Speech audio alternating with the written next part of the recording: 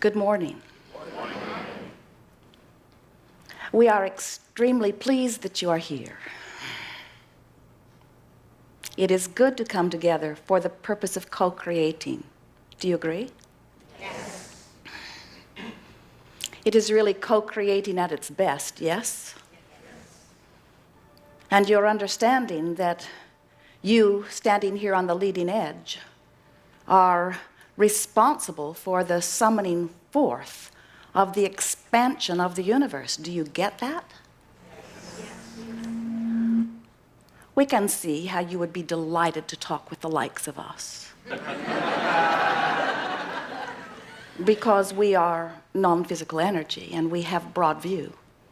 And we know who you are. We know who you are even before you come into these bodies. And we know who you are as you are in these bodies. But the thing that we don't think that you know that we know is that we understand who you have really become now that you are in these bodies. In other words, you live in this time-space reality that is providing contrast for you. And the contrast is causing an expansion of your desires. And the expansion of those desires is causing an expansion of the universe.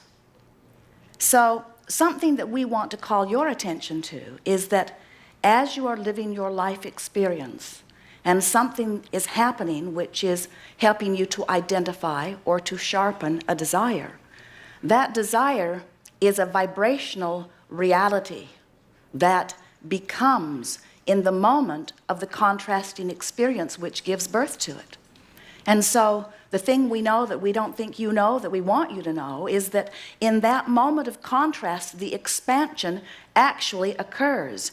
And the part of you that is non-physical, the part of you that is vibrationally like that which is us, goes with that new desire and literally, vibrationally becomes it. In other words, you have expanded in the moment of your knowing what you don't want, because you cannot know what you don't want without the explosion of what you do want happening in the universe. So what we're saying to you is, we become one with that expansion.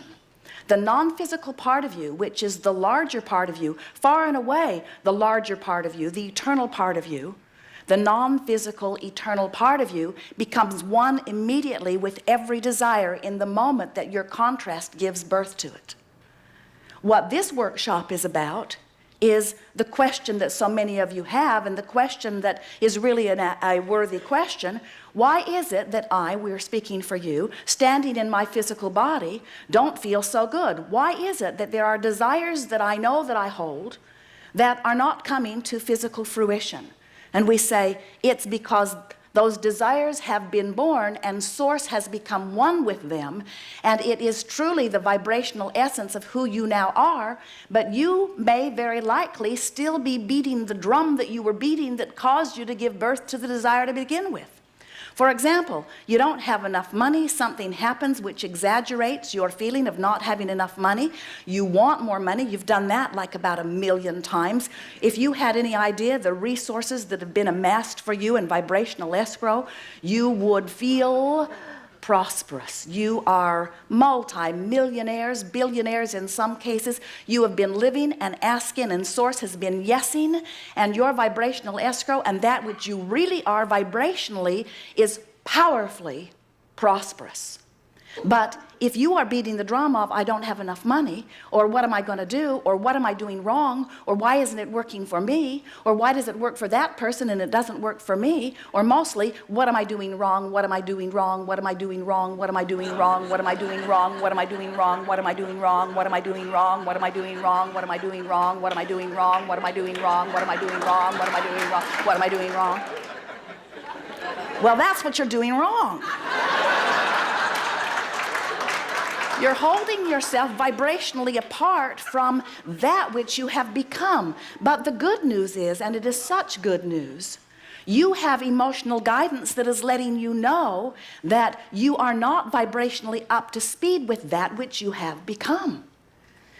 Your guidance system, which is based on your emotions, which is felt to you or indicated to you by your emotions, has only the function of helping you to know what your vibrational mix is. And for you beautiful flesh, blood, and bone beings, we can see how sometimes you might not be that interested in what your vibrational mix is. But if we were standing in your physical shoes, we would be infinitely interested in what our vibrational mix is, because everything that is happening in your life experience is coming in response to your vibrational mix. You are vibrational beings, period. Oh, there's that bony, bloody, fleshy stuff. We acknowledge.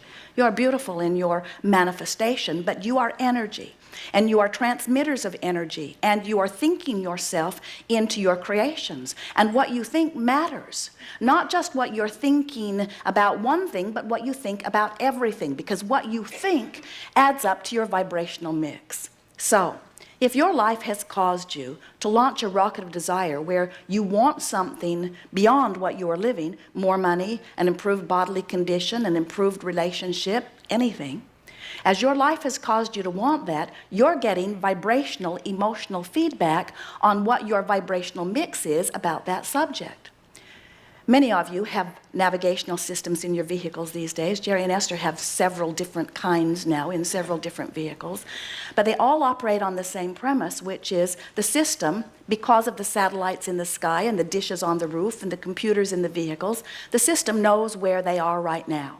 So they program in their desired destination, and then the system calculates the route between where they are and where they want to be, period. That is the purpose of a navigational system.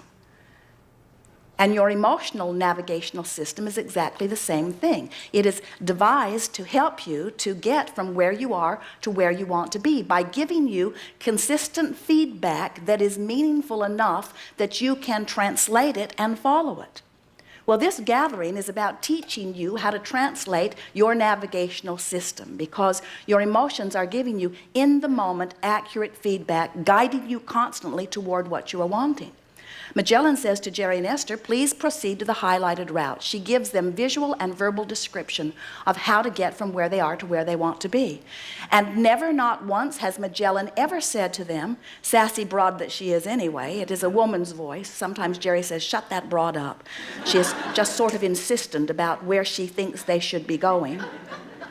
And when they deviate from the route, Magellan squawks. She said, please proceed to the highlighted route. Please proceed to the highlighted route. But not once has Magellan ever said to them, where were you yesterday? Were you good to your mother when you were little?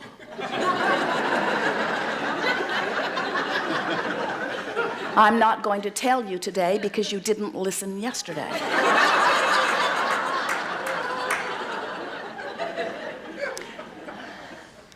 And never, you can't get there from here. In other words, Magellan calculates the route, and your emotions do exactly the same thing. Now, Magellan is easy to hear and easy to see. And so you've got to put yourself in a place where you can translate your emotions so that you understand them. So let's say something has happened and you are in a strong place of strong negative emotion. Let's call it depression, a feeling of powerlessness. On one end of the emotional scale is that feeling of powerlessness. It's a feeling of no freedom. It's the feeling of being out of control. And you describe it as depression, maybe, or fear. They're right there close together. On the other end of the scale is a feeling of empowerment. That's the feeling of freedom. That's where joy and appreciation, that's where that feeling of elation is, and passion. We want you to realize that your emotions are about your perception of your freedom. They are really about how in alignment you are with the potential that is really you. And we don't mean potential in the potential sense of the word. We mean potential in the sense that the largest part of you has already become the vibrational essence of whatever your contrast has caused you to want. And your guidance is letting you know where you are in vibrational proximity to what you have become. Do you know all of the days of your life, as you've been banging around with each other, you've been launching rockets. You've been launching incremental rockets that have given source energy a very clear, accurate sense of who you really are. In fact, not just a sense of who you want to become, but an accurate vibrational accounting of who life has caused you to already become. Do you get that? You are already the prosperous being, vibrationally speaking, and all you got to do is adjust your physical vibration to match it, and then it manifests. And rich people have already figured that out. Healthy people have already figured that out. Those people that are thriving in those arenas that you want to thrive in, whether they have done it deliberately or whether they have done it by default, not knowing what they're doing, they just mimicked somebody else that surrounded them that had already figured it out. Every single person who is living the dream that they once dreamed is someone who somehow, some way, figured out how to get vibrationally up to speed with the essence of that which life had caused them to become. So friends, dear friends, you're not only causing yourself to become this expanded being, you are responsible for our expansion too. You are the reason for the expanded universe. You are out here on the leading edge, living the nitty-gritty of all of this stuff. It's time for you to give up that unworthy stuff you've been packing around for a while and accept yourself as the leading edge genius creators that you are, with a guidance system that is letting you know how to become a manifested version of the expanded being that this life has caused you to become. You heard that, didn't you? Yes. That's really good.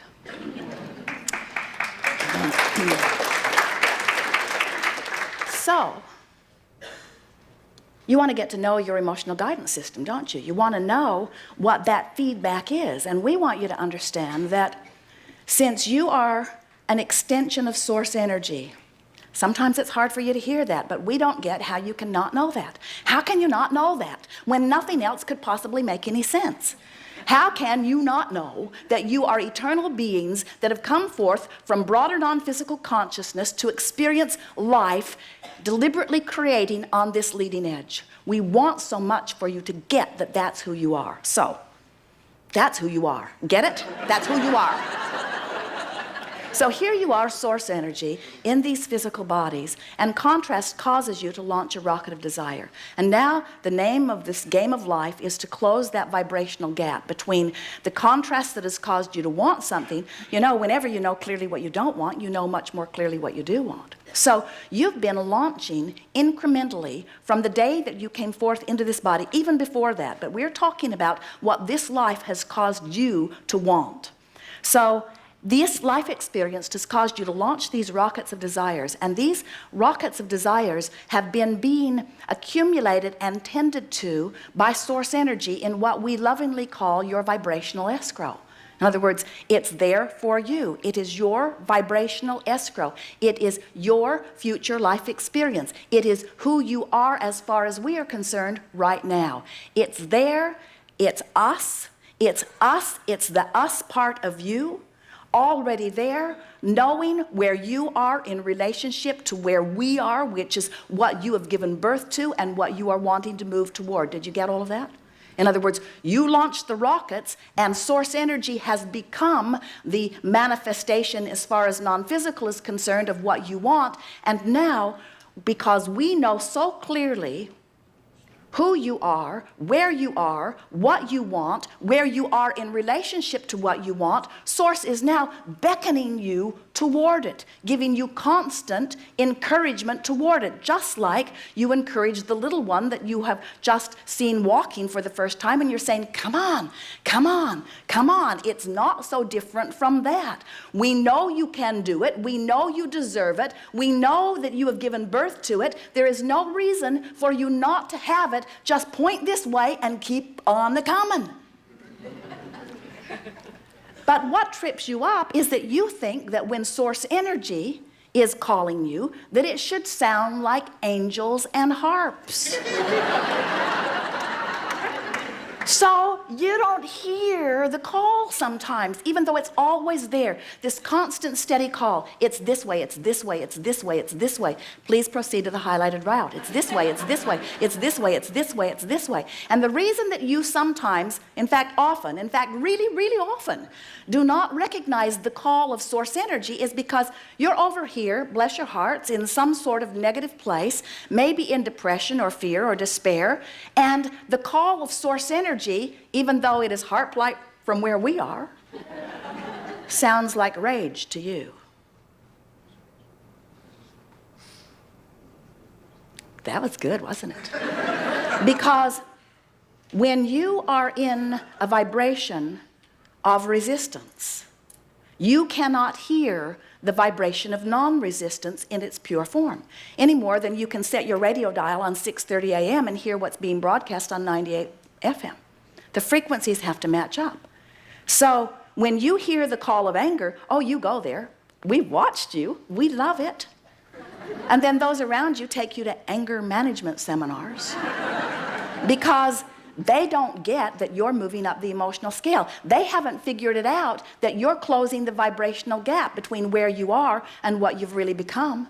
And you know what? You've got to close that gap in order to feel joy. You cannot live experience which causes an expanded version of you and stay apart from the expanded version and be happy. You must keep up with what life has caused you to become. Your dear friends, they're well-meaning. Most of them, there's just that one that isn't, but most of them are very well-meaning. Your well-meaning friends see you moving into your rage from your depression or into your anger. And they liked you better when you were in depression. And from their point of view, we understand that. You were easier to deal with when you were depressed. You stayed in your room. You didn't bother anybody. But now you're out there flapping in everybody's face. You're harder to deal with. But you feel better, don't you? Admit it. Doesn't anger feel a whole lot better than depression? It does. And the reason it does is, when you think about it, is because in that depression, you were feeling powerless. And in your anger, you took some of your power back. You began projecting what you want somehow mentally, didn't you? When you get into blame, you're sort of rolling. And what we want you to understand is that as you are moving up this emotional scale, you can't get to joy from depression, not all at once. Joseph Campbell gave you the best words ever, ever, when he said, follow your bliss. But sometimes you can't get a whiff of bliss. And so we say, follow your bliss. And on the trail, on the way to the path of bliss, you may very well find rage and revenge and anger and depression will not be part of your path once you've made it that far. Once you make it from depression all the way into anger, if you've done it deliberately, and if you can personally acknowledge how much better your anger feels than your depression felt, you want to open the window so you can yell at somebody, but you want to open the window. In other words, you feel better when you get mad. So when you go home and you say, well, I went to an enlightened seminar and someone who claims to be non-physical energy said I should just get mad, most people would say you're in the wrong meeting. And we say, if you were feeling frustration and we encouraged you to anger, that would be bad advice, because we would be encouraging you to move back down the emotional scale. But if you are in depression and we encourage you to rage, you're moving in the right direction. As Jerry and Esther are traveling across the desert, they go from Phoenix to San Diego often, so eager to get to San Diego. They love to be in San Diego. And as they're heading out across the desert, they never get halfway out there in the desert around Yuma and then get disoriented because they are so frustrated or upset that they're not yet in San Diego that they lose their way and turn around and go back to Phoenix. Can you imagine what a long journey that would be? Phoenix, Yuma, Phoenix, Yuma, Phoenix, Yuma, Phoenix, Yuma, Phoenix, Yuma, Phoenix, Yuma, Phoenix, Yuma. And in time they would say, San Diego is an impossible dream. It is incurable. And we say nothing is incurable. Nothing is impossible. You just got to point toward what you want and keep moving in that direction. And of course, it's easy with a situation like being in a car driving across 400 miles across the desert. That's not hard to tell which way is west. And your logic says, keep going and I'll get there. But we see you sometimes in sickness wanting to go to wellness well along your way because you're beginning to feel hopeful. And vibrationally speaking, you're almost up to speed with that which is waiting for you in your vibrational escrow. Do you know that when you got sick, and even before they diagnosed it, all along that path to sickness, you were launching rockets of desires about wellness, and a vitally well person is waiting for you in vibrational escrow? But you've got to be a vibrational match to that. You can't keep beating the drum of what the X-ray says. You can't keep beating the drum of the feedback that you're getting about where you are. Can you imagine Magellan saying to Jerry and Esther, we've taken the test and we are so sorry to tell you that you are in Yuma. We had hoped something so much better for you. We have checked with all of the others who have calculated the route in exactly the same way, and the consensus of all this brilliance is that it is absolute. You are in Yuma. You've got a tumor. It's incurable. You've got cancer. You can't make money. In other words, you've been getting so much feedback from those who are giving you maybe accurate feedback about where you are, but where you are does not mean diddly squat. Where you are is only where you are. Where you're going is what matters, and we want to put it to you in a way that you will really hear it. It's not where you're going, it's where the larger part of you has already gone. In other words, if the larger part of you had not already gone over there, you wouldn't feel bad about not having taken the rest of you with it. You see what we mean? If someone you did not know called you on the telephone and said, hello, you don't know me. I'm just calling to tell you I will never call you again.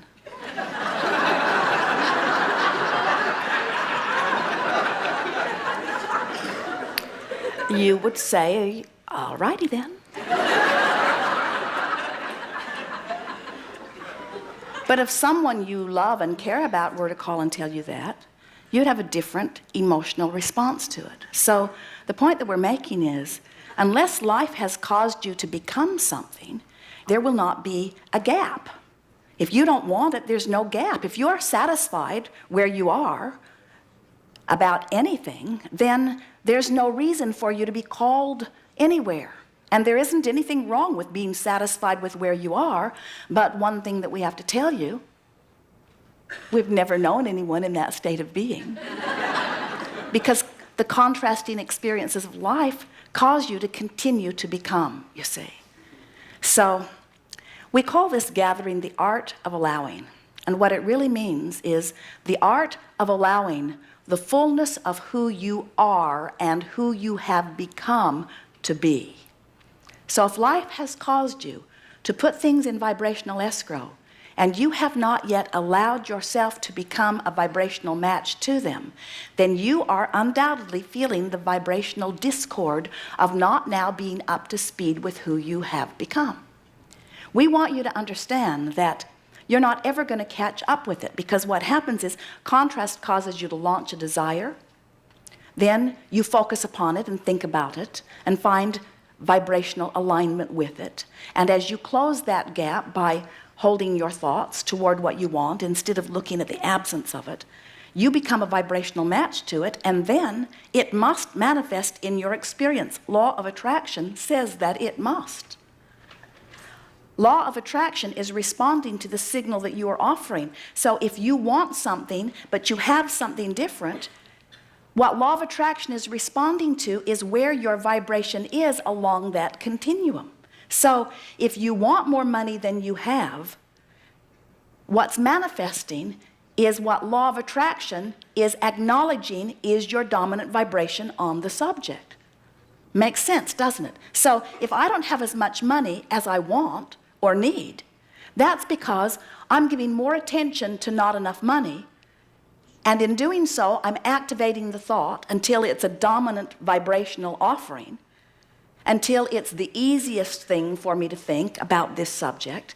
And law of attraction is giving me the full manifestation feedback on where my dominant vibration is. Everything in your life that you are living is giving you feedback about where your vibration is and has been on every subject in the world. We call that post-manifestational awareness. It could be pre-manifestational awareness if you cared about how you feel. When you start caring about how you feel, and you start closing that gap, not because you're trying to get to the new red car, or to the beautiful new lover, or to the whatever. As you start closing that vibrational gap just because it feels better to close the gap, what begins to happen to you is you begin to clean up your vibration pre-manifestation, and then manifestations start flowing into your experience in great abundance. They do anyway. You get what you think about, whether you want it or not. There is no exclusion in this universe. This is a universe based on vibration, which means when you look at that thing you want and you say yes to it, you are including it in your vibration and it's on the way. When you look at that thing you do not want and you shout no at it, you're actually saying yes to this thing that you do not want because you are including it in your vibration. There's no such thing as no in a vibrational-based universe. There's only attention to the subject, the activation of a vibration, which law of attraction is then responding to.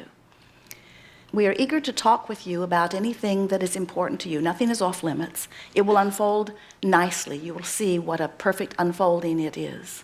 Because, you see, this gathering gathered before you dragged your physical bodies here. The vibrational essence of who you are is already understood and has already been chewed upon by the broader non-physical part of you. And so now, in a very wonderful co-creative dance, we will, through a series of questions and answers, help you to receive fully the answer to everything that is important to you, provided you are somewhere in the vibrational proximity of receiving the answer. The reason that we babble on and on a little bit at the beginning here is because as you listen to us, we speak that which you know at so many levels of your being. And as you hear us, you cannot help but begin to activate the true essence of who you are. You are source energy in physical bodies, and life is supposed to be good for you.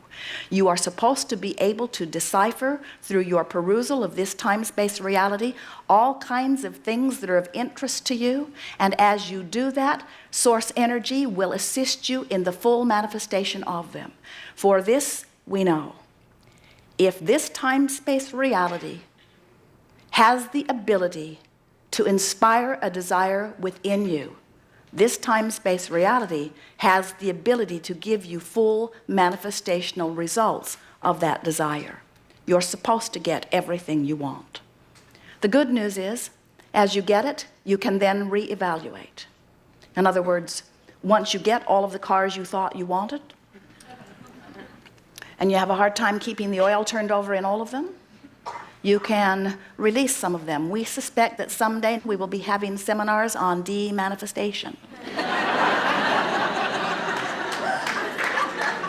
Because once you get the hang of this, you only have to focus a little bit in the direction of that which you are wanting.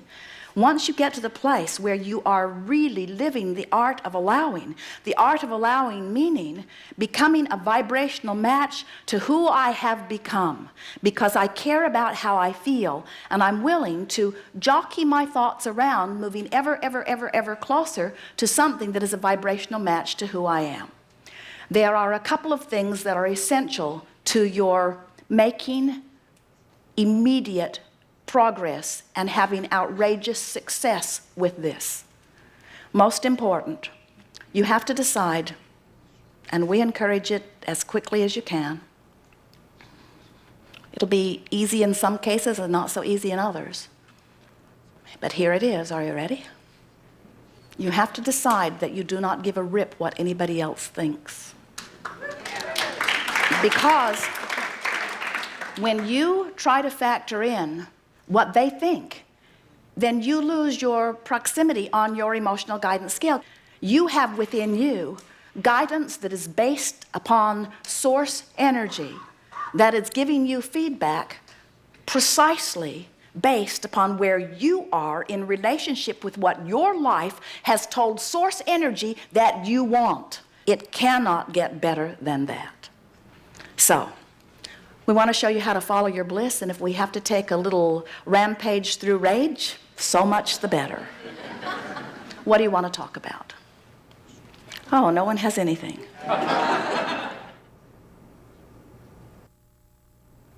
Thank you, Abraham. I wanted to ask about this emotional scale. I've been working with it for a while, and the anger and the rage just are so uncomfortable. So it's much more comfortable to stay around in depression than to go through it. You know what you're telling us, and we're glad you're telling this to us, because it's important that we tell you what we're going to tell you because you told us that.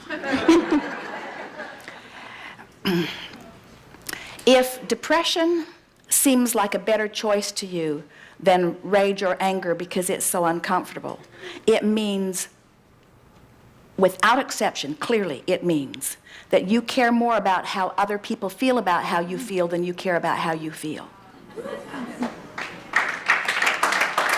Because we know that depression feels so awful that you can hardly breathe, and that in rage and anger, at least you can get a breath. We know because we can feel the visceral body and the lightning of it. In other words, we know that it physically feels better to be mad than to be depressed. We know that. But you're not getting your feedback, it sounds to us like, from the way you feel. You've trained yourself to get your feedback from those that are looking on. And it's not uncommon, a lot of you. Your parents did it to you, and you did it to your kids, and your teachers are doing it. In other words, the man we talked to just now, his employer is doing it to him, saying, it's so important to me that you behave in a way that makes me feel good, and if you should behave in a way that makes me not feel good, then you will get negative repercussions. And those negative repercussions can go all the way from a dirty look to withholding something that you want to firing you or beating you up or killing you. In other words, there are extreme consequences, it seems, in this physical world if you don't mind those people who are so insecure that they have to wield their power over you in order to control your conditions in order to make them feel better. In other words, those people that need you to do something different so that they can feel better, you want to say to them, you are deeply troubled and I am not your solution. In other words, I can't stand on my head in enough different ways to make you feel better. And even if I could, I know that tomorrow you're going to see one over there and one over there and one over there and one over there, so you're still going to be miserable, and I'm going to be standing on my head. Haven't you found that? Haven't you stood on your head only to discover that you did everything they wanted you to do and they're still not satisfied with you? So you do another reformation and another and another and another and another, and they're still not happy with you? And finally you say, well, I think I'll just go someplace else because clearly I cannot do enough to myself to please you. And we say, you cannot, do not even try it. We're being really dramatic here, but we want so much for you to reach the place where you show yourself that the thought of anger feels better than the thought of depression. And that's your assignment. And of course, that's why we gave you that little earlier on disclaimer where you have to give a rip, not what no one thinks. And that's not easy to do when you've all of the days of your life been judging yourself by the way somebody else is feeling about you. It's not easy to let that go, but until you do, you're all in bondage. In other words, the only way you can be free is to be free of having to jump through all of their hoops. The only way that you'll ever be free is by knowing that you can close the gap and knowing that everybody else has their own gap to close and that you're not responsible for their gap. People talk about unconditional love as if they know what it is, while they're running around saying, these conditions make me feel bad. Unconditional love is being able to love no matter what the condition is, because you have the power to focus in a way that keeps you in vibrational alignment with who you are. Conditional love says, you need to do things the way that makes me feel better. I look there and I like that. That makes me feel good. But I look there and that makes me feel bad. So that needs to change and be more like that. So let's make laws and let's get enforcers, or I'll leave you because you don't make me feel good. And we say, no problem. You'll just find another one just like it, because your vibration is what is bringing everything to you, you see. I've heard you talk about the fact that our emotions are situational. In other words, in this arena of my life, perhaps it's easy to go to bliss, but then something comes up in another arena, and That's where I have the problem. That's Good where I way have of the saying sticking it. They point. are situational. This situation and my attention to it is causing this emotion. It's about focus, isn't it? Because when I focus on something for as little as 17 seconds, I activate the vibration of it within me. And the longer I stay focused, the stronger that activation is. And once I stay focused for as little as 68 seconds, now law of attraction begins moving things that match it into my space. So is it the same thing then when I'm dealing with anger? Can I move through anger that quickly? Well, maybe yes and maybe no, but here's the thing we want you to consider.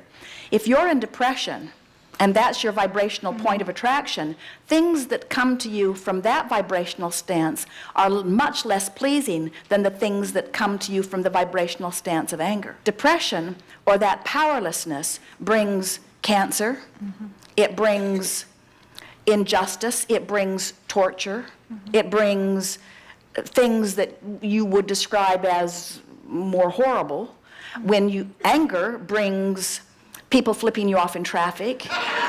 It brings traffic accidents, maybe. It brings things that are less horrible. If you're frustrated, it brings bumping your knee on the door. It brings dumping your purse out when you didn't mean to. It brings spilling your coffee in the console in the car. And so, depending upon where you sort of settle in, your point of attraction, we would much rather that you be in rage in terms of what it's going to net you than be in depression in terms of what it's going to net you. But, of course, we don't want you to hang around in any of those places very long. We want you to get up here into this place of self-appreciation and love so that the universe can shower you with all of the things that it's been holding for you for so long. Well, what I'm wondering, you said to someone earlier that perhaps they were at a higher level than they thought, because in fact, a lot of things are going pretty well for me. Yes. I've been dealing with a health challenge that I'm really coming out on top now. Things are feeling good. I Yes. feel like I'm seeing the light of the end of the tunnel with Yes. that. And that's true with other parts of my life too. So maybe it isn't quite that I need to dip down into anger as much as... That's a very important point, and we're glad that you are having that realization, because if it's a subject where you're frustrated or even hopeful, we would never coach you into anger. That's going the wrong way on the emotional scale. But you can feel it's not a bad idea to just keep a copy of that emotional scale somewhere close by and to stop and say, when something happens, where am I on it? And then just choose something 3 or 4 lines above it and set it as a target goal and try to induce some thought that you think would make you feel like that about the subject that you are currently focused upon. It is possible, you're right, it's possible to feel satisfied relative to money and powerless in relationship to a relationship. It's possible. But usually, we don't see a person really, really here on one subject and really, really here on another. Usually what happens is, because the subjects that you focus upon the most frequently, and there are usually 4 or 5 of them, cause a sort of averaging of your vibration. In other words, the lower ones bring you down and the upper ones bring you up, but then something happens where someone pushes your button and you really realize that that's really where you are, and that's the time that you want to deliberately and diligently move yourself. We've been talking about this forking technique, where you realize that every subject is 2 subjects, and on one end of the stick is what you want, and on the other end of the stick is the opposite of what you want. And now project that stick out there into your future experience as full manifestation, and realize that in every moment you're marching, marching, marching toward one end of the stick or the other. And you can tell by the way you feel how you're going to feel when you get there. So if you're marching along and feeling rotten, you might want to stop and say, hey, I can keep going, or I could make an effort to fork in the other direction. And so what we see with many of you is that something will happen which will cause you to fork this way and this way and this way. For example, let's talk about our friend earlier. I know what my heart's desire is, but I'm not allowed to do it. And no one has the right to capture me and disallow me from doing something that I really want to do. And so several forks could be made in the wrong direction. And then if you remember, we offered a sort of rampage that if he had been feeling it and really resonating with what we were saying, we forked forked, way over here with that rampage. And then he said, but his butt didn't take him all the way back over there. In other words, as you fork more in the direction of what you want, of course you're going to have some buts and what ifs and it's not right. But if you're making the general effort to keep leaning in the direction of where Source is calling you, what happens is you just start forking. And in the majority of the cases, on the majority of the subjects that are highlighted in your life, things will turn out the way you want them to over and over again. And each success nets you more and more success because you begin to gain confidence in not your worthiness, it's not in question, but you begin to gain confidence in your ability to fork, in your ability to focus, in your ability to activate a vibration deliberately. And as you begin to watch universal response, which is all around you all the time, constantly giving you feedback on how you're doing on your forking technique, before you know it, you've got it handled. I practice affirmative prayer. So what I've been doing is sort of integrating some of your processes with that. I think what your processes have helped me to do is to be a little bit more realistic about where I am in the moment. Whereas before, with the affirmative prayer, you try to just go right up to the... Well, you're right, and let us tell you what we notice as we watch most people praying.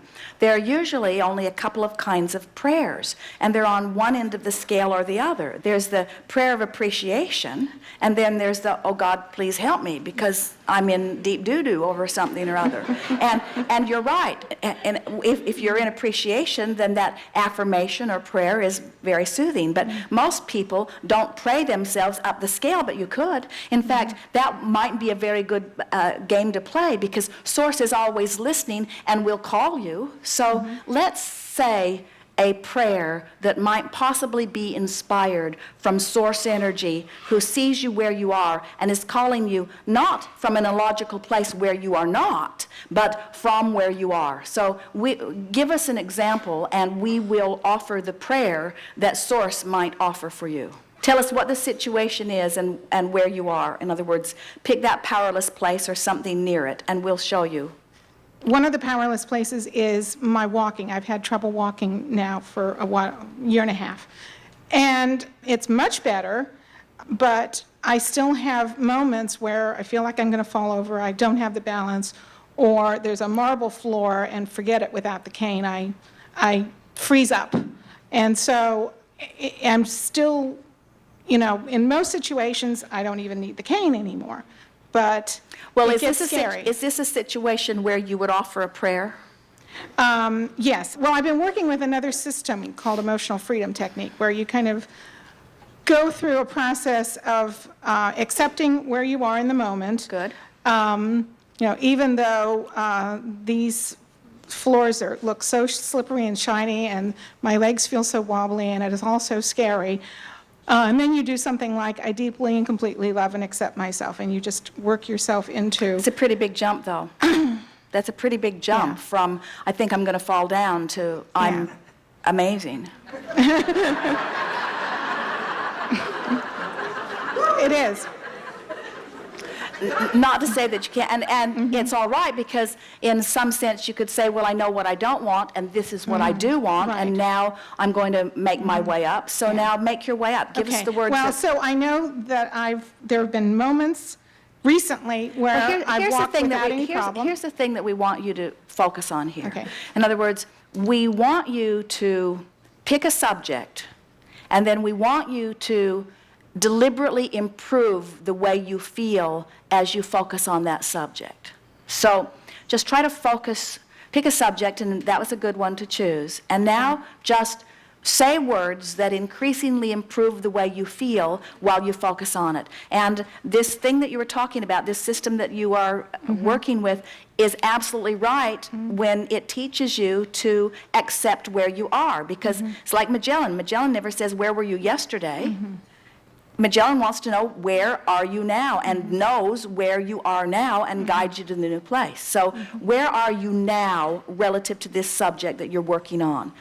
And the work is improving the emotion. The work is not making your body better. Right. The work is not figuring out how to do it. The work is not explaining how you got here. The work is just focusing upon this situation and finding words or focus or thoughts that make you feel better when you focus upon it.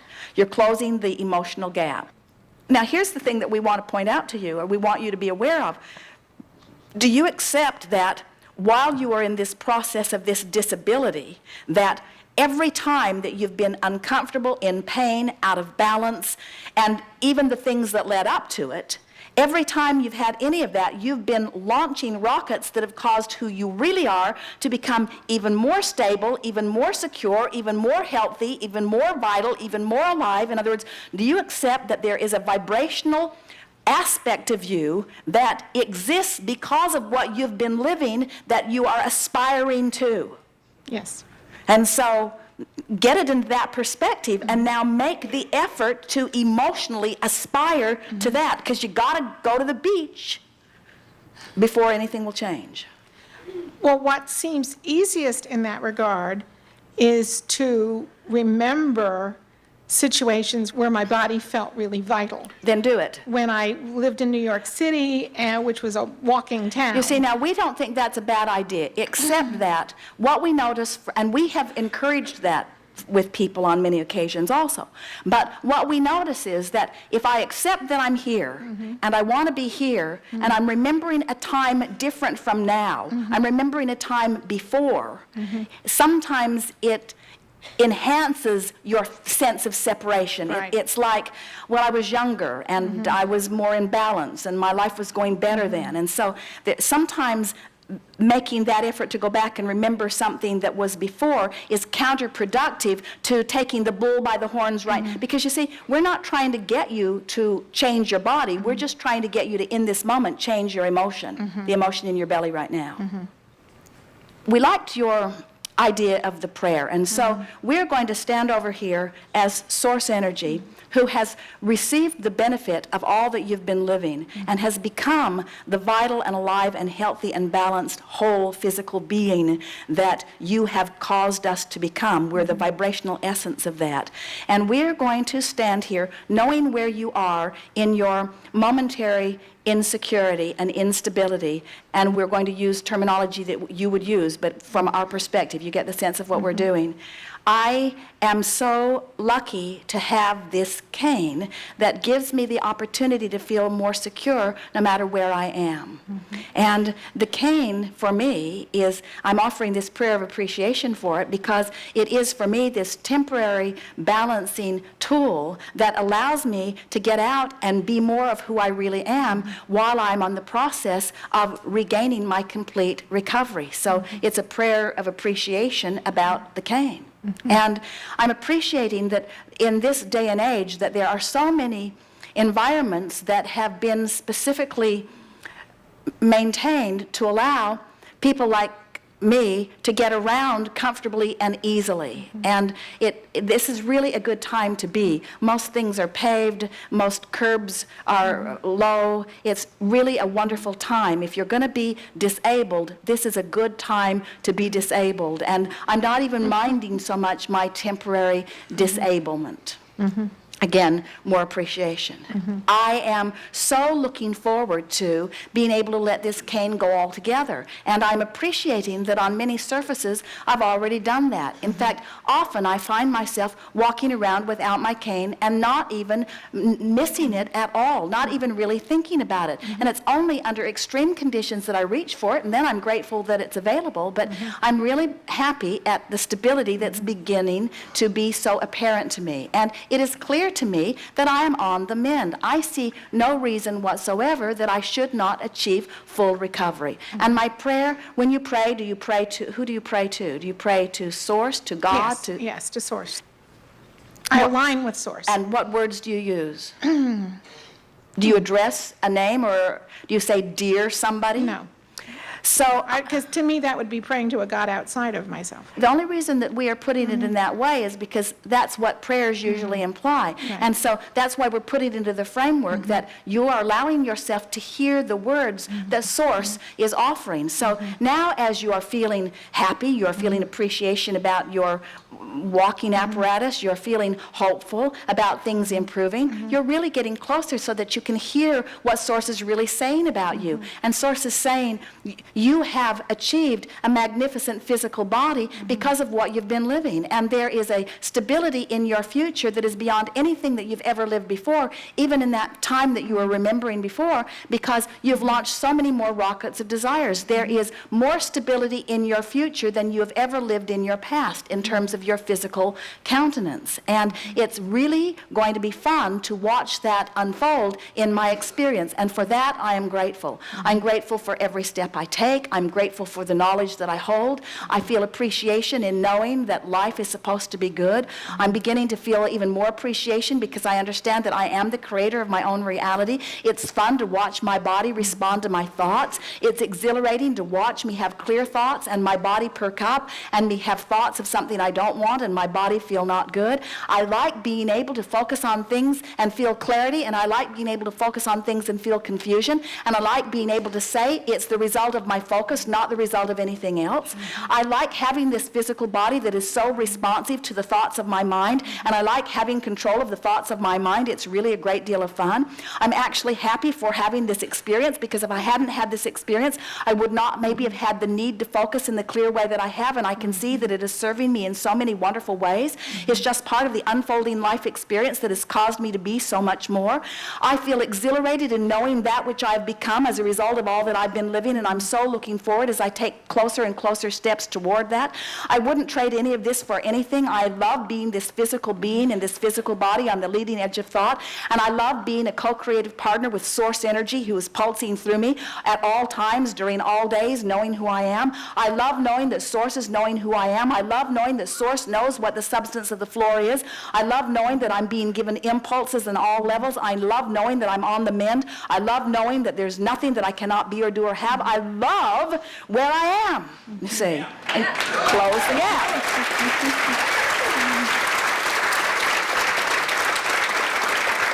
And it's just about, now we're really good at that because it's easy for us to find the emotional thread, the emotional trail. It's easy for us to know what statements will take us just a little further. But if we didn't know, we would open any one of these books, we would turn to the emotional guidance scale, and we would say, oh, I think I feel about here. Oh, that looks like that would feel better. What thoughts feel like that? And then we would deliberately think thoughts that felt like that until we were secure in feeling like that. And before you know it, you can feel any way you choose to feel on any subject that you focus upon. People say, well, Abraham, aren't I deceiving myself? Shouldn't I face reality? Shouldn't I tell the truth? And we say, oh, you could if you want to, if the truth that you're focusing on is a truth that pleases you. But there are a whole lot of things that are true that we know you don't want to live. And there are a whole lot of things that are true that we know you do want to live. And the true truth is that you can be or do or have anything that you have the will to focus upon long enough that it dominates your vibration and allows you to become one with Source energy, who will never join you in your disconnected thoughts. That's the reason that the guidance system works in the way that it does. If your inner being would bellyache with you, then it would just join you, and you would feel contentment in your complaint. You'd feel contentment in your being less than, but it will never, ever, ever, ever be. Your inner being will never join you. You have no choice, if you want to feel good, than to coach yourself up the emotional scale, subject after subject after subject. So if somebody says you don't look like you feel good, say, excuse me, I'm going to go focus and feel better. If you say to somebody, I don't feel very good about that, get something out and begin writing. Make a decision that it matters how you feel, because nothing matters more than how you feel. Thank you.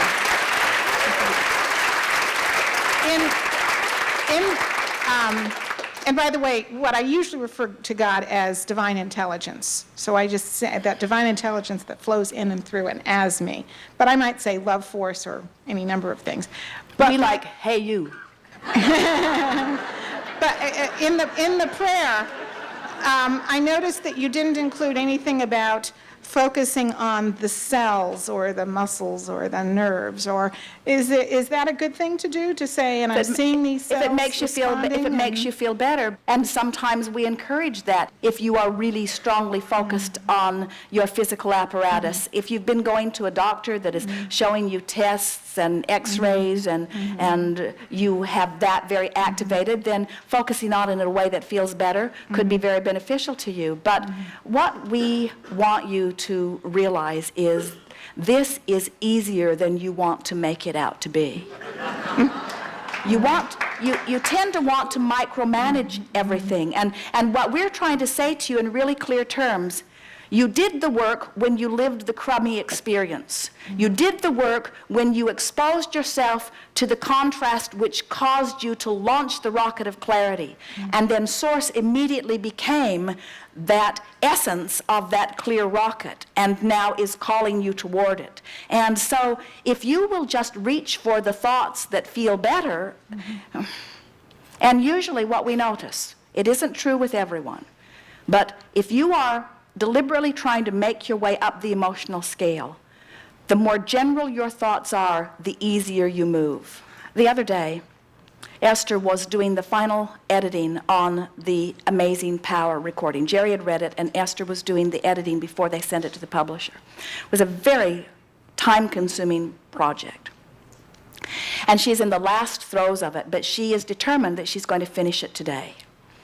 And so she has her headset on, and she is sitting in her comfortable environment, and she is listening and doing it. And Jerry, because he has sort of run out of productive things to do, productive in the sense that Esther means sitting in your chair and quietly doing your work, he is outside with the bins open under the monster bus and all of the big trays out, and he is moving everything around out there. And Esther has this thing where she can't remember where Jerry puts anything. She remembers where she puts everything, but if he moves it, then it's lost to her.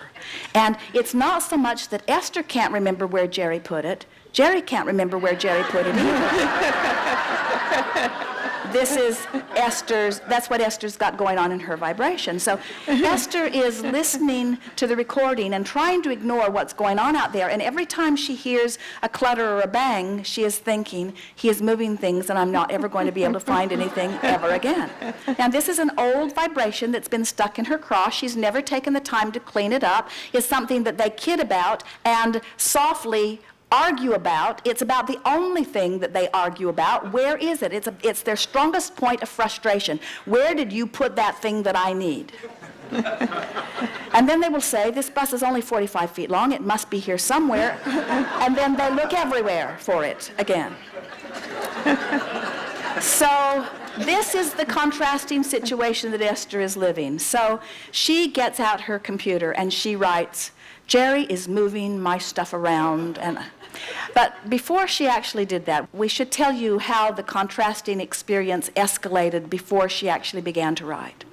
So Esther continues to do her work, and Jerry is out there banging around all afternoon, and he comes back in later, and Esther moves to another project and goes to print something, and her printer cartridge is out of ink.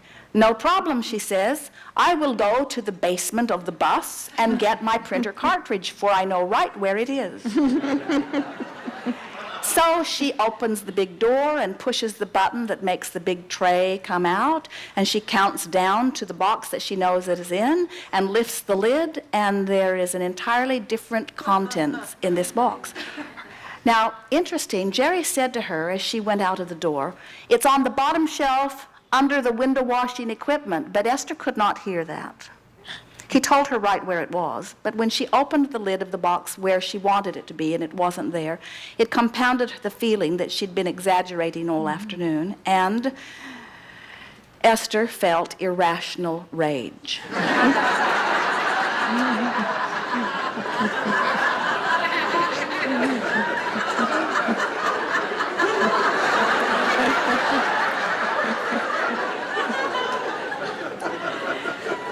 And once she found the cartridge, which was right where Jerry told her it was, she felt exaggerated embarrassment and guilt which is not much better than the rage she was feeling before. In fact, a little bit worse.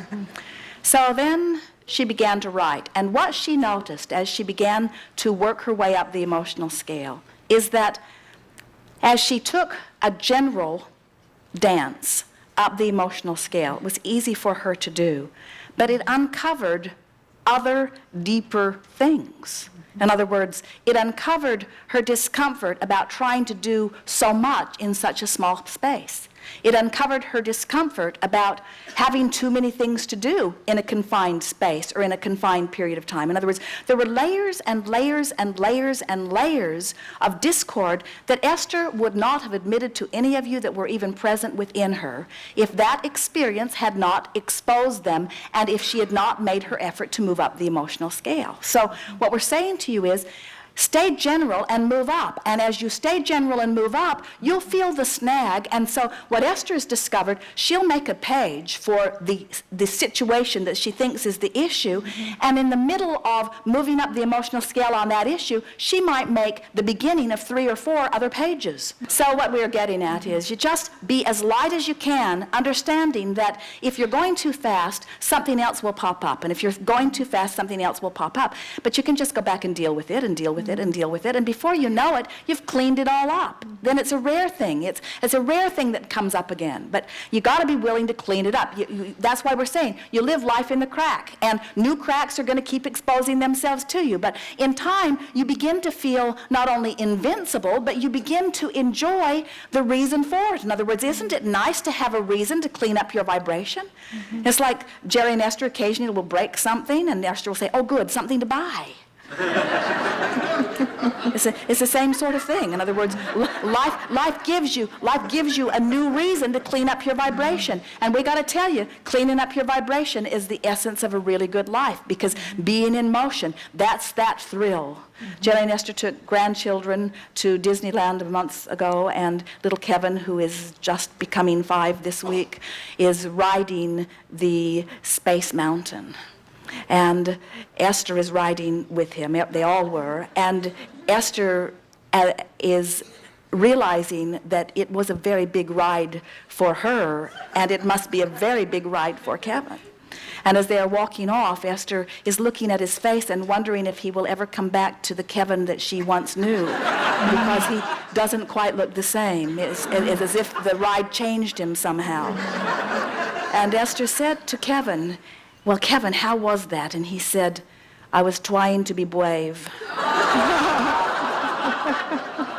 And Esther said to him, "I just can't imagine that there would ever be anything that would really bother you." And he said, "Well, there was no scary monster in there." That was what was really bothering him. He didn't mind having the air sucked out of his lungs as long as there was no scary monster. The reason that we bring it up is because everyone has these things, and you have different things that you're sort of apprehensive about, and no one other than your source, who is within you and has walked every step with you and who is aware of everything that you've asked for, no one can guide you in the way that your source can. So all you have to do is make one simple statement and say it often enough that you really mean it. I care how I feel, and I'm willing to make effort to improve the way I feel in moments that are significant. And we would say any moment that we would call significant is a moment when you are feeling negative emotion. Anything that you would describe as negative emotion is reason to sit and deliberately move up the scale. And you might say, "Oh, this could be cumbersome." And we say, for 30 days, it will dominate your life. For 30 days, it will be cumbersome. And then you will begin to see an avalanche of the things that have been lined up outside your door, avalanching into your experience. In other words, people who are watching you from the outside will stand in amazement. They will not be able to believe the manifestational, transformational experiences that you are living. And you can just smile, and they say, "What did you do?" And you just say, "I decided to feel good and made sure I did." Thank you. Yes, Thank ma'am. you so very much.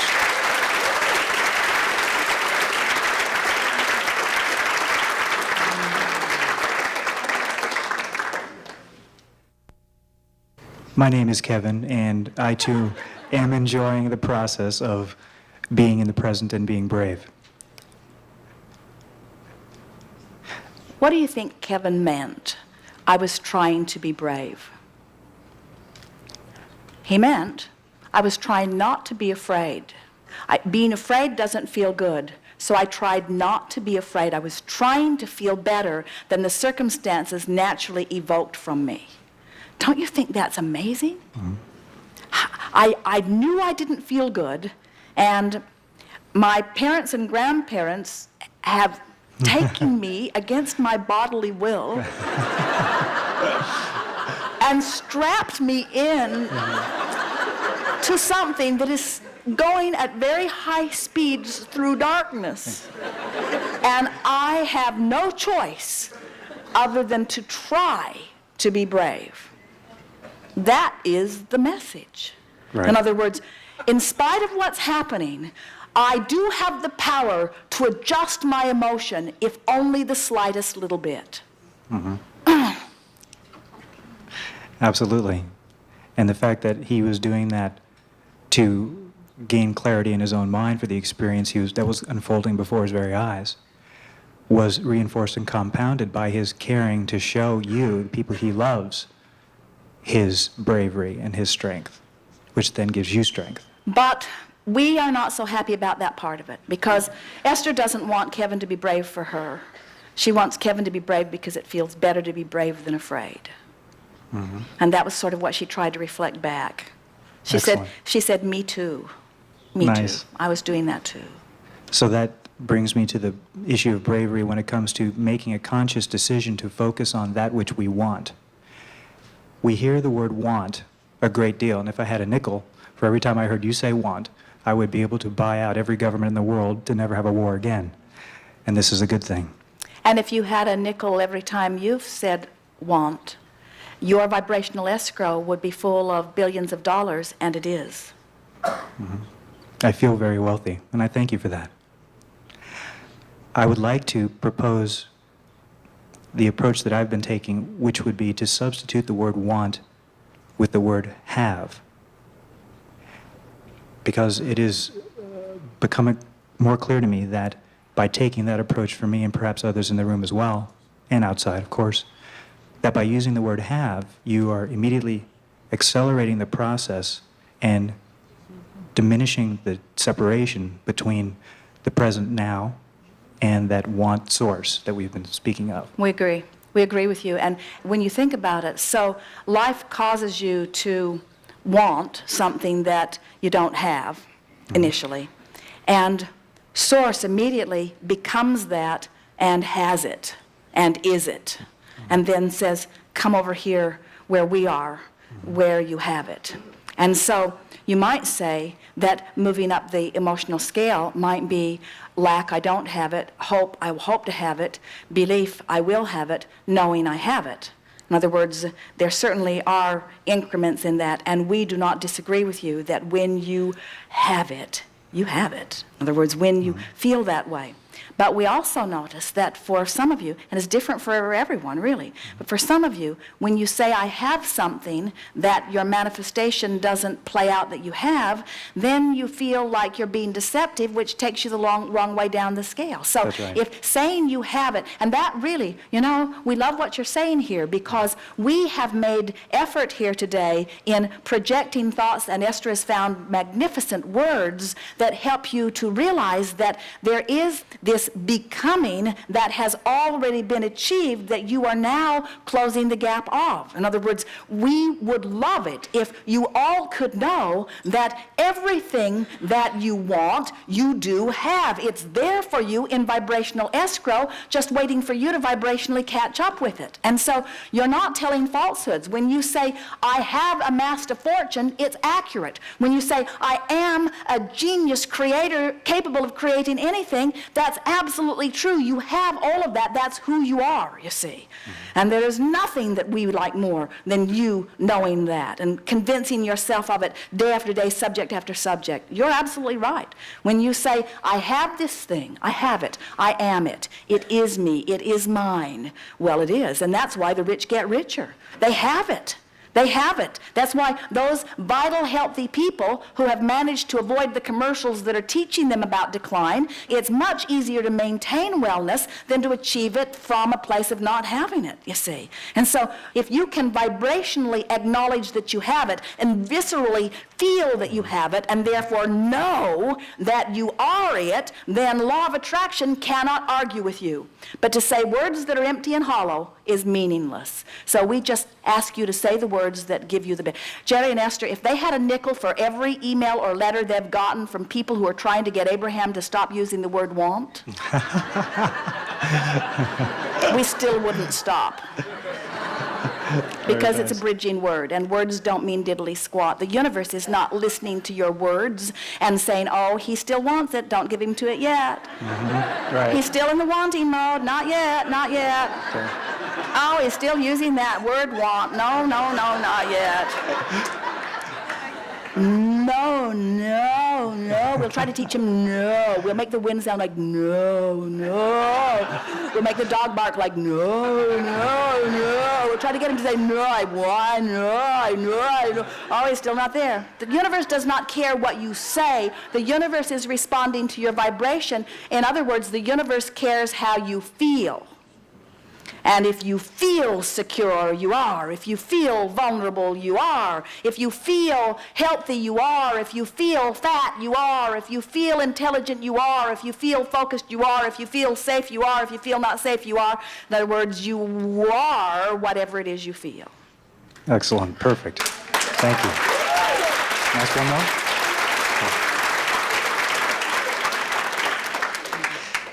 Thank you. The path of saying to oneself, I want or I have, when one does that to such accuracy and such inner truth. Can we interject something here just for a Always. moment? Absolutely. Because this is really, really, really, really, really, really, really important. Oh, never mind. No, it really is important. So it's important. It is so important. If you are making war on the word want, if you want to get rid of wanting, this is what's wrong with that. You will never, none of us will ever be in a place where life doesn't cause us to become just beyond where we are. So that there will always be something, in other words, that's the fun of physicality. And so that passionate reaching for is the yummy stuff of life, you see. Got it. Got it. So when I say I want from a place of knowing that everything I want comes, oh, that's such healthy wanting. Empowering. If I want from a place of never getting anything and believing that I'm cursed and damned and that I'm not going to get it, not such healthy place to be, you see. Excellent. So we want you to make peace with the eternalness of your being. You're always going to be incomplete, which means there's always going to be something more you're reaching for that in terms of manifestation you don't have yet. You don't have it. You're going to have it. You don't have it. Yes. You want it. You don't have it. You want it. You don't have it. You want it. Right. You don't have it. You want it. You're going to get it. You don't have it. You want it. It's a sure thing. You want it. Okay. We're just trying to make want feel better to you. And those who try to get rid of wanting, those who try to no longer desire, we've never known anyone who tries to buck the current of the universe more than those who try not to want. The entire universe is established to cause you to become more. You can't hold that back. And when you go with that flow, it is so good. Nice. One last touch, and I'll depart. Willingly and gladly with want and have in my mind. If we are wanting and having an experience, so much so, with so much inner truth, can we in fact experience fully, firsthand, what it is to actually have finally that want, to be in source, without actually in the physical world having that thing for which we've wanted? For example, I have a desire to create a place that I would reside in that would serve as an inspirational icon for all those who come within it or hear about it, to create tools in their shed from which they can then expand and grow. I want this very desperately, as you can tell by the change of the tone of my voice right now. Your wanting just turned to lack. In other words, your wanting Thank turned. you. Absolutely your right. wanting turned You're to so right. Your wanting turned to yearning. My whole spine just lit up. Thank you for saying that. And that's all right. And so don't condemn the word, because it's not the word that made the difference. It's the focus. In other words, so as you spoke there, you focused upon something you really want, but you were trying to see it from where you currently stand. In other words, you haven't figured out how or where or when or who. And so, and The those, details, right. and those questions are making you uncomfortable. So Yes. now go back to your question. It was a beautifully worded question. Your question was, can I... All right. Can I experience that which I want or feel I wish to have without actually having it in the physical world? Well, here's the thing. The answer to that is no, for this reason. You cannot find vibrational alignment with something that you have launched into vibrational escrow without it manifesting. So if your question was, can I find it vibrationally and not live it physically, the answer to that is no, because the law says when you have a thought that you are not offering contradiction to, and it's something that is a part of the thought stream that you set forth even before you came forth into this physical body, and now you've finally come up into vibrational alignment about it, it is going to manifest. So if that's the way you meant the question, then the answer is no. You can't find it vibrationally and live it vibrationally and have it vibrationally and know it vibrationally without it manifesting. If the question was, can I find it in my mind even though I don't have it yet in the physical manifestation? The answer to that, of course, is yes. That's what we meant earlier when we said you got to go to the beach in your mind, even though there's somebody out there that has a baseball bat that seems to be keeping you from the manifestation of what you want. If you do go there in your mind, then law of attraction must bring you the means with which to receive it fully. It must be. It is law. Excellent. It is. Very good. Thank you very much. Good time for a segment of refreshment. We are complete.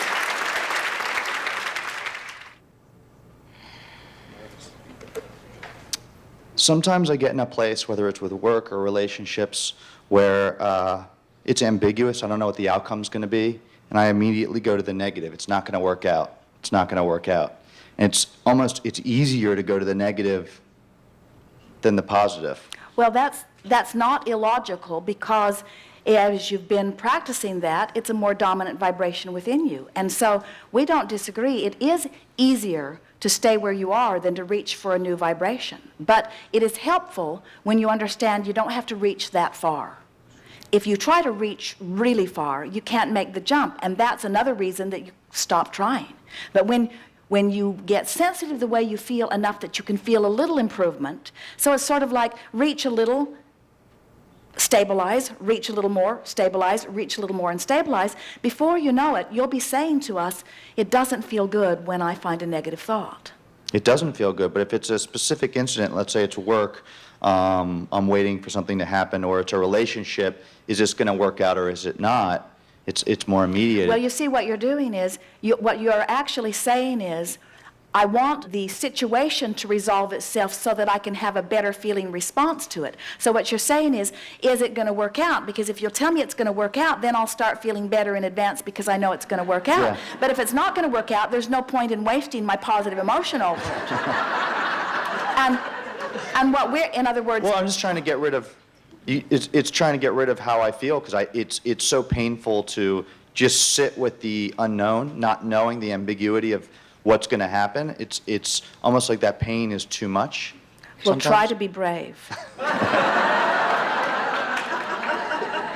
In other words, try to sit there in that place that right now you can't change. Right. And try to feel better anyway. How do you try to feel better? Just tell yourself to feel better? Well, by trying. Give us an example, and we'll show you how to try.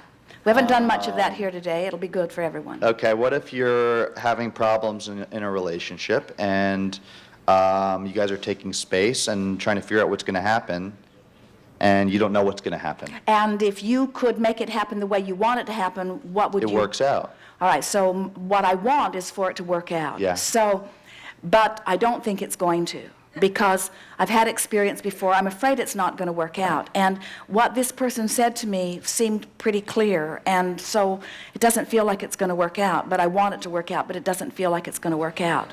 So now talk with the singular intent of soothing yourself right now. In other words, what you have to do, you have to separate the now and what seems to be happening in terms of action from an emotional journey. We want you to take an emotional journey whether this person comes with you or not. So you want to feel better with that person or without them? That person. And what happens is, in the majority of cases, when you feel better, that person comes, because it was your not feeling good that was keeping it from working out to begin with. But it takes a little bit of effort, and that's where you came in. You said it's easier to worry about this than it is to expect something positive. And so we say, well, don't dream too far, because it might be, sometimes, especially with relationships, you want it because of all the things that it can be, but you fear it for all of the things that it can be. In other words, it could sort of go either way. Yet this could be my best friend, or this could be my worst enemy. This would be someone that I can hardly wait to come home to, or this could be someone that in a few years I can hardly stand that I have to come home to. In other words, it could go either way. What are the possibilities? I want to look into a crystal ball and have someone assure me that it's going to be good. And we say, it will be whatever you make it, but you've got to go to the beach in your mind first, so to speak. Well, it's easy to say this is where I want to be. It's how do you get there? Like literally, what do you do? Literally what you do is you talk yourself into a place of feeling better. It's an emotional journey. Because, you see, what we're hearing from you, and this is very common, Abraham, give me a reason to hope and I'll feel hope. Tell me that you've looked into our future and you see us together, and if you'll just tell me that, then I'll be willing to hope. In other words, show me some sign of a changed circumstance, and when I get a glimpse of a changed circumstance, then I'll feel better. And we say it doesn't work that way. You have to feel better first, and then the circumstance will change. And then you say it's hard, and we say, we know, but you can do it. And you say, but I don't think I can. And we say, but we know you can. And you say, but I've never been able to do it before. And we say, well, you got to try a little bit. And you say, well, I don't know if it'll work out. And we say, well, give it a go. And you say, well, I don't know how to do it. And we say, well, just try. And then before long, we just wear you down, and you try.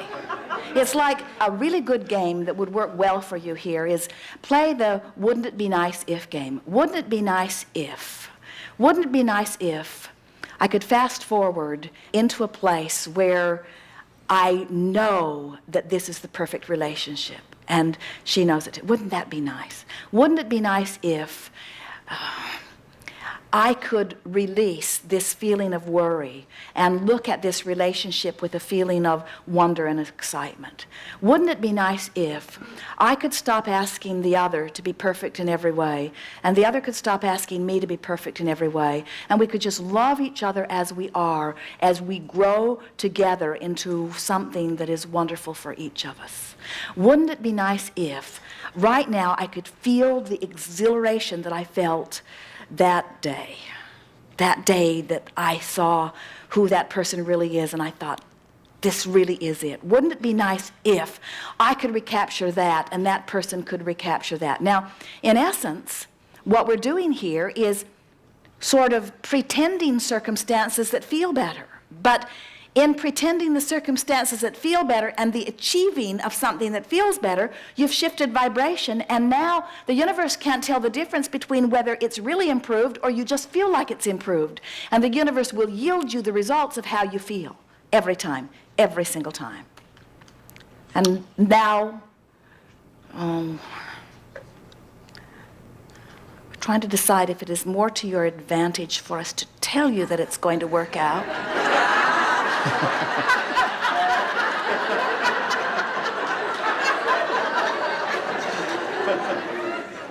Well, you just wanted the crystal ball so much we could not deny you. So you can go through whatever negative gyrations you want and torture yourself if you want to, but there's no reason for it. Thanks.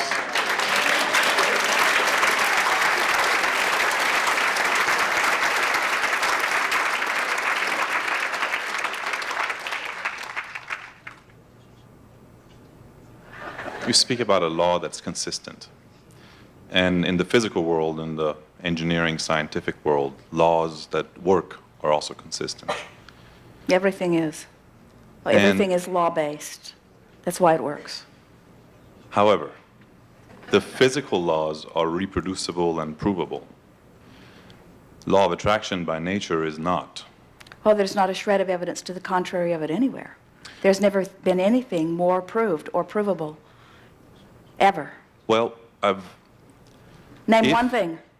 it's like no matter what you try to prove, law of attraction would yield that. See what I mean? So if somebody sets out to disprove that this stuff doesn't work, you know, if I'm happy it's not going to work, their vibration is going to impact their study. Yeah, isn't that and will good? prove Isn't that good?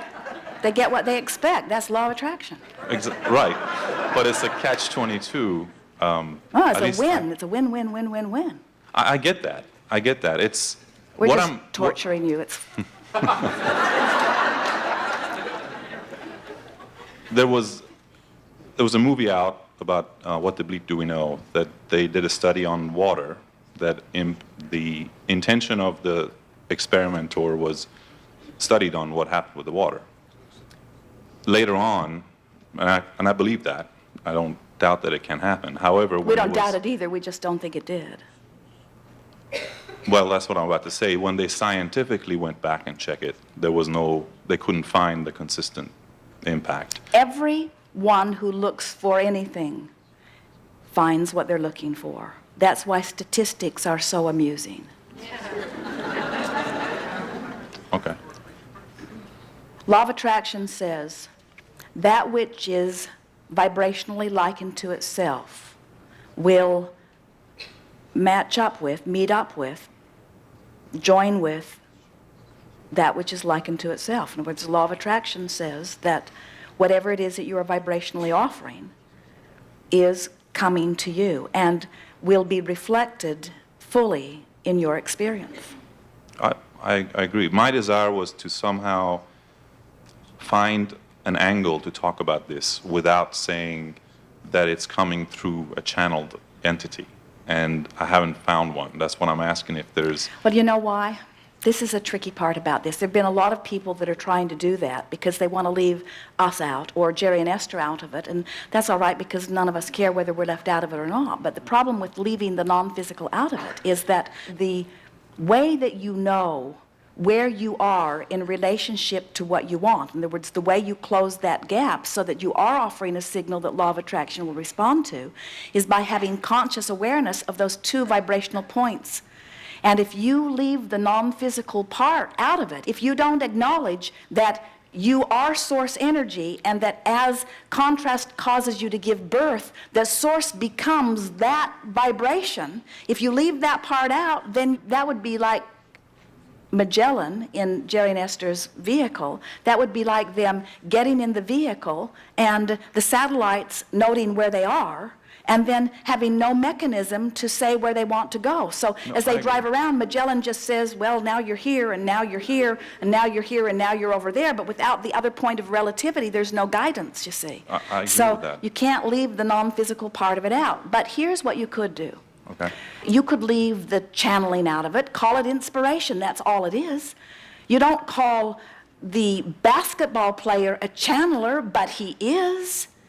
He is an agree with that, extension of source energy. You don't call the surgeon a channeler, but he is. You don't call the musician, the magnificent master of musician, you don't call him a channeler, but he is. He's channeling the broader essence of who he is into the agree. specifics of what he is about. So Jerry and Esther have never used the word channeling. It is used when it is applied to them, but they have never used it because it means many things Sure. of which they are not, you see. So I guess I accept all that, and I'm Yes. here. This is my 5th meeting. I have all Yes. your books, etc. The When thing you were is, a teacher, we wanted to give you words for your bridging, yes. well, law, again, going back to the concept, the closest thing that I see science has come to is string theory, for example, because it talks about vibration, but they're having a hard time mathematically proving it. They need 11 dimensions. We only know 5, etc., etc., etc. If they could accept law of attraction, they would be there tomorrow. Tomorrow. One scientist applying law of attraction to string theory, he would understand it tomorrow. Find one and tell him. Okay. We know it's hard to accept yourselves as vibrational, but it is easier to accept yourselves as emotional. And when you begin Yes. to affect your emotion by your thought, then that's a bridge to understanding vibration. So what you could begin to say to people is, you know, I have a sensing that I do have some sense of guidance. I've had gut instinct all my life. And I've noticed that often I'll have an impulse to do something, and when I followed it, it went well, and when I didn't, it didn't go so well. It was like some part of me knew something that the rest of me had to catch up with. So I started sort of paying attention and began to notice that the better I felt, the better things went for me. And the worse I felt, the worse things went for me. And so I've just decided that I'm going to feel good. You could leave everything else out of it. You could have a grandmother who just taught you to appreciate and taught you to feel good, and you could know nothing about law of attraction or Abraham or any of this stuff that we talk about, and you could live a magnificent life. A man sat in the chair today and said, I'm living such a wonderful life, I'm almost afraid to mess with this stuff for fear it might mess something up. Right. And we say, there are all kinds of people who are living enormously well because there is no gap between what they want and what they expect, you see. But to be deliberate in the offering of that, and we know there are a lot of people who are not ready to hear about channeling, but there is no one who does not want to feel good. There's not one person on the planet who wants anything for any other reason that they believe that in the having of it they would feel better. And if you can just get across to them that if they could feel better before they have it, then they will have it. That is the dominant message that we are offering. You can leave every other part of it out if you want to. Well, the thing is, I do enjoy thinking about it. That's like trying to figure out, like, really, how does the emotion and matter interact that all this happens? Well, it's interesting because it happens so gradually that you cannot see it. And that's the thing that is confounding. This buffer of time, here's the best way that we can describe this to you. More than 99% of every creation is completed vibrationally before you see any physical evidence of it. And the reason for that is your contrast causes you to launch it, and then source adheres to it and becomes one with it. And then things begin to move into place to bring it to what you would call manifestation or physical fruition. So when you feel enthusiasm, when you get to that place where you're feeling really passionate about something, and when you think about it, it thrills you to think about it. It doesn't beat you up to think about it. You're right on the brink of manifestation. So you could do your own personal scientific survey where you start watching a timeline between things you feel pessimistic about and things you feel optimistic about, and show yourself an absolute recordable ratio between how long it takes. Those things that you feel enthusiasm about happen fast, and those things that you feel pessimistic about don't happen ever until you improve the way you feel. And what you begin to notice is that if you're feeling discouragement about something, then it's a long way, so long that you could call it forever away. If you're feeling frustration about it, it's still not ready to manifest, but it could manifest quicker, but not until you close the gap. Nothing happens till you close the gap. So we don't care if you're in despair or in frustration or in even a feeling of slight hopefulness or pessimism. It's still not ready to manifest until you close the gap. So the question of time is, how long does it take me to move up this emotional scale? Because you got to close the gap before the manifestation is going to happen every single time. It's not going to manifest before you line up with it. It's not. It cannot. And that is traceable, trackable, definable, learnable, teachable, explainable. In other words, teach it to yourself, and then you'll find a million different ways that you can teach it to others. Thank you. We have enjoyed this interaction immensely.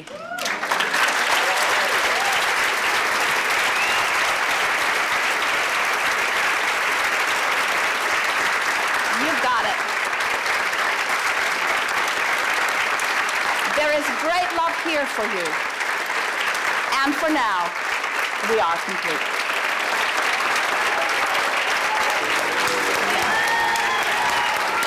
Yes.